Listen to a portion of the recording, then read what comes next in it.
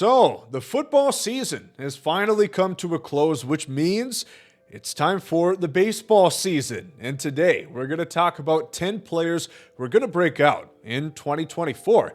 In the comments section, go down and tell me who you think is going to have a standout season from your favorite team. And as always, if you guys do enjoy these videos, make sure to leave a like down below and subscribe to the channel. But firstly, a quick shout out to Underdog Fantasy. Now that NFL is out of the way, MLB is front and center. And now's a great time to look at the season-long pick'em options for the baseball season. I love the simplicity. It's a simple over or under question. Is Pete Alonso going to hit more or less home runs? Is Spencer Strider going to get this many strikeouts? And right now, you guys can sign up with my promo code GOMES. You're going to get a $100 deposit match. Now's a great time to get started before the season gets underway. And thank you to Underdog for sponsoring the channel once again. We'll kick off with the team from the AL East who won 101 games last year. The Baltimore Orioles and their soon-to-be stud pitcher, Grayson Rodriguez. The former top 10 prospect had a rough go of things in 2023.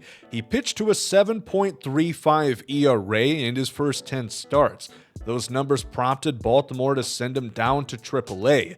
But when he came back up, he was dominant. In his next 13 starts, that ERA went down to 2.58. The main issue in Grayson's game was the long ball. He gave up 13 home runs in just 45 1/3 innings pitched, which equates to a 2.6 home run per 9, which would have by far led Major League Baseball and been one of the highest rates ever. But from when Grayson came back from AAA, he only gave up 3 home runs in 76 2/3 innings pitched. A great adjustment. And the big factor that reshaped Grayson's 2023 was turning the long ball into the ground ball. His 38.8% ground ball percentage would have ranked him in the bottom 25th percentile. But when Grayson came back up, that rate soared to 52.7%, which across a full season would have ranked him as the 6th best at inducing the ground ball. So I think Grayson Rodriguez showed how good he can be at the latter half of 2023,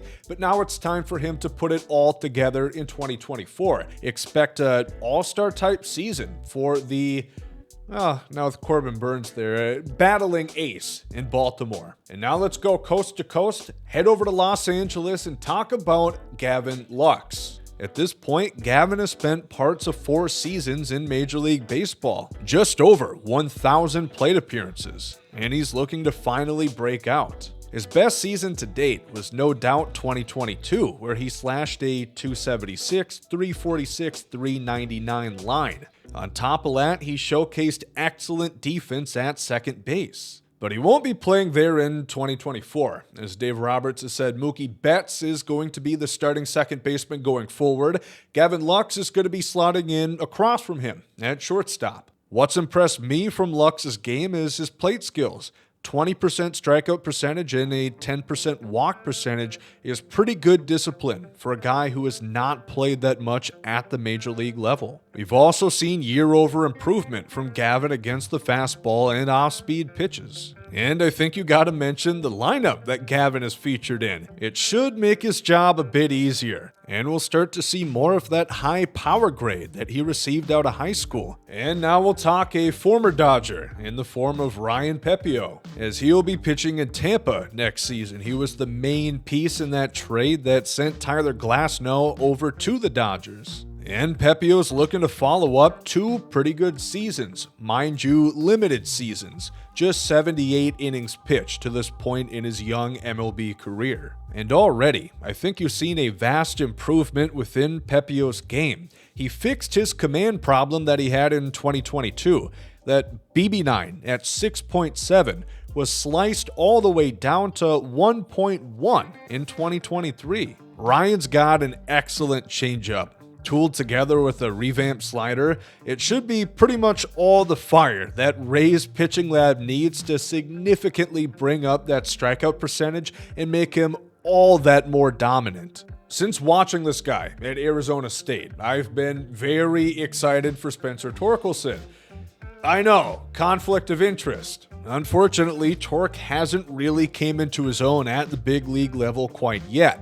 His rookie season was dreadful. He bounced around between the major leagues and the minor leagues, and he didn't have anywhere near the power that he showcased both in college and in previous seasons. In this past season, he made pretty much the same amount of contact. He didn't strike out any less, he didn't walk anymore, but his contact quality and pitch recognition was way better. And I think that really shows through on his numbers against the fastball. He went from pedestrian to a masher of the heater, all highlighted by 19 home runs in the second half.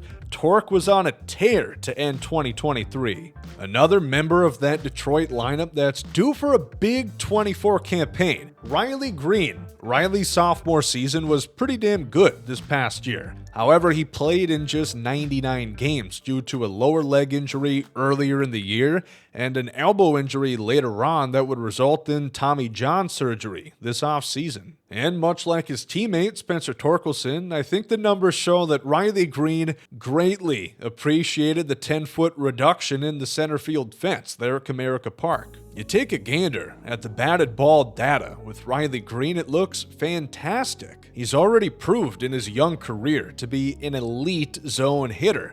If you leave it in the strike zone, especially low and in, you can pretty much count that Riley's going to be sitting at first, second, or maybe trotting all the way around the bases. However, he does have a bit of a problem with the strikeouts, a 28% career K rate. Riley's going to have to build discipline and be able to lay off those low and outside pitches that have really given him trouble so far. Now, you could argue that this is cheating.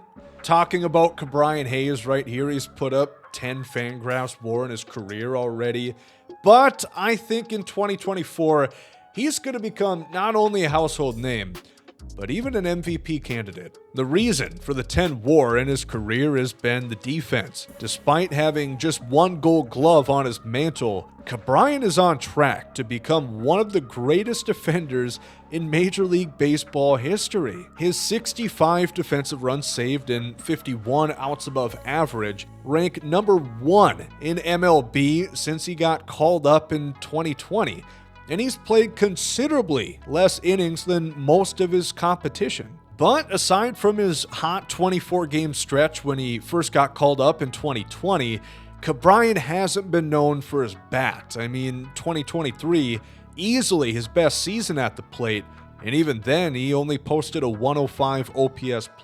But when you look deeper and you look at the improvements that Cabrera made mid-season, a slash line in the second half, sitting at 299 batting average, a 335 on base, with a 539 slugging percentage, with 10 homers and 15 doubles in just 49 games. This is in big part to a much improved launch angle, providing Cabrera to hit with a lot more power than he did previously. When it comes to the game of baseball, if you're not hitting the fastball, then damn it, you're just not hitting. And a very noticeable improvement from the third baseman in Pittsburgh, a 44-point batting average improvement in the slugging percentage, raising by 125 points. And then Cabrera's got all it takes to not only get to the All-Star game, but get on an all-MLB team and maybe even some MVP votes. After he became a StatCast darling in 22, an injury-riddled 23 should only be a mere bump in the road for Vinnie Pestano. It was a somewhat lukewarm beginning to the career of Vinnie after getting the call-up in early summer of 2022, but he closed that season with the 346, 424, 536 slash line from August on to the end of the campaign. I can't get over the incredible plate skills that he showed off in his first major league season. 11.4 strikeout percentage and an 11.7 walk percentage. Walking more than striking out in your first experience at the MLB level is insane. And this season, he was also off to a really good start before a torn labrum ended his season prematurely. It's always more difficult to get the recognition you deserve in a smaller market like Kansas City, but I think Vinnie and Bobby Witt Jr. should be able to take the baton from the defending back-to-back Super Bowl champs and run with it into the baseball season. The Miami Marlins have the potential to be the best rotation in all of baseball, and Edward Cabrera's development is a major factor in all of that. In about 200 innings, Cabrera has shown flashes of being an all-star caliber pitcher, being a Cy Young caliber pitcher. He's just missing a little something.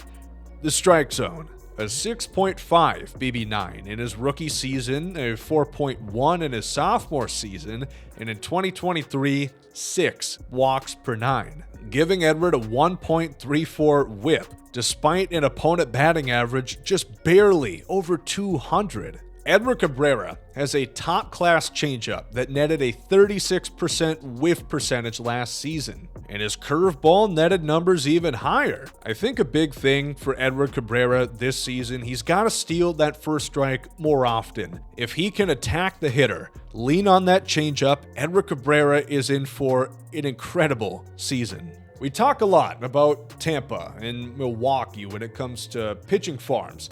I think we gotta talk a bit more about Seattle, because them and their pitching coach Pete Woodworth have been putting on a clinic these last couple seasons, and Matt Brash has been one of the biggest contributors. Matt's career as a starter lasted just 5 outings before transitioning to the bullpen, and from there, he's been lights out. He finished that 2022 season with a 2.35 ERA, striking out 43 in 30 innings while giving up 0 home runs. And this past season, he was similarly great, maintaining an elite K rate while shrinking the walk percentage. The pairing of Matt's 99-mile-an-hour heater and that wipeout slider have turned him into one of baseball's most underrated players. Mind you, that slider with a 48.5% whiff percentage and 44.1% strikeout percentage. I just want to say for the record,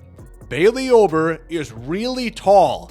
I am not that short. Bailey might have the height, but don't get it twisted. He is not the right-handed Randy Johnson. In fact, his fastball sits at just about 91 miles per hour, below average in today's MLB. But he's got a great 1-2 punch with his harsh, horizontal biting changeup, which has helped Bailey become one of baseball's best at getting batters to swing past the strike zone. The added extension with Bailey's length helps out that fastball a bit, because its perceived velocity is going to be a bit higher because he extends so far off the mound, which really helps out that changeup. As common with slower velocity guys, Bailey's maintained good control over the strike zone.